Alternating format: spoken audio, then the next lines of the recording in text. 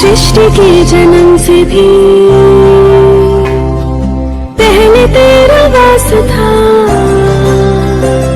ये जग रहे या ना रहे, रहेगी तेरी आस्था।